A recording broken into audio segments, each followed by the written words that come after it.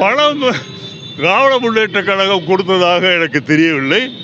பாமக தான் கிட்டத்தட்ட 500 ரூபாயிலிருந்து 1000 ரூபாய் கொடுத்து கொண்டிருக்கின்றார்கள். பாமகவை பொறுத்தவரையில் நான் முதலிலேயே இந்த தேர்தல் ஆரம்பிக்கும் போதே சொன்னேன், இதுதான் அவர்கள் சந்திக்கின்ற பழைய கடைசி தேர்தல் என்று. ஏனென்றால் அவர்கள் கூட சேர்ந்திருக்கின்றவர்கள் மிகவும் மோசமானவர்கள், வன்முறையிலே நம்பிக்கை கொண்டவர்கள்.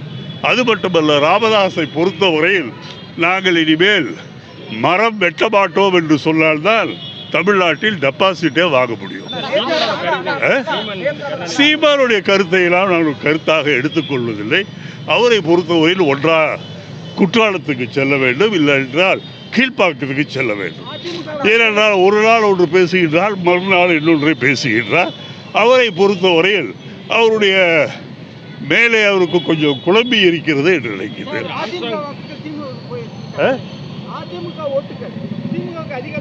எல்லா தமிழர்களுடைய ஓட்டும் திராவிட முன்னேற்ற கழகத்திற்கு சென்றிருக்கிறது. ஆம்சா கொலை வழக்கில் கிட்டத்தட்ட எல்லா குற்றவாளிகளையும் பிடித்து விட்டார்கள். இன்னும் 2-3 குற்றவாளிகளை பிடிப்பார்கள்.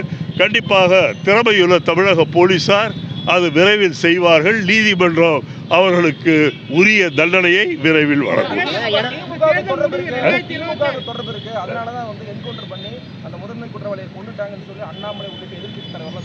வேண்டுமென்றே சொல்கின்றார்கள்.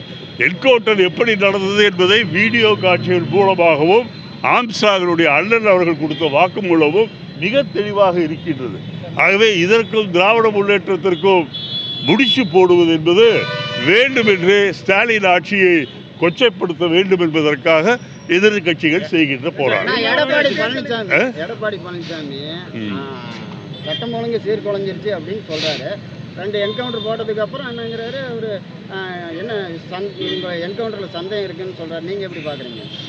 என்கவுண்டரில் சந்தேகம் இருப்பதாக எனக்கு தெரியவில்லை. நேற்று நான் ரயிலிலே தான் சென்னையில் இருந்து வந்தேன். அதே ரயிலில் தான் நம்முடைய முன்னாள் முதலமைச்சர் எடப்பாடியும் வந்தார்கள். அவரிடம் இதை பற்றி என்கவுண்டர் பற்றியெல்லாம் அவர் சொல்லவில்லை. அவரை பொறுத்தவரையில் எப்படி சசிகலாவை ஒழிப்பது, எப்படி ஓபி பன்னீர்செல்வத்தை ஒழிப்பது, எப்படி தினகரனை ஒழிப்பது, எப்படி பாரதிய ஜனதா கட்சிக்கு ஜால்ரா தட்டுவது என்பதில் தான் அவர் கவனம் செலுத்தி கொண்டிருக்கின்றாரே ஒழிய திடீரென்று எழுந்து என்கவுண்டரில் நம்பிக்கை இல்லை என்று சொன்னால் யாரை ஏற்றுக்கொள்வார்?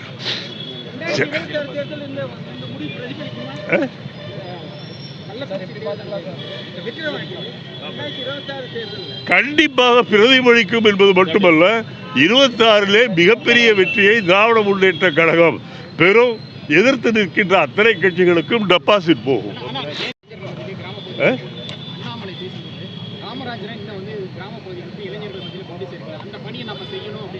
யாரு?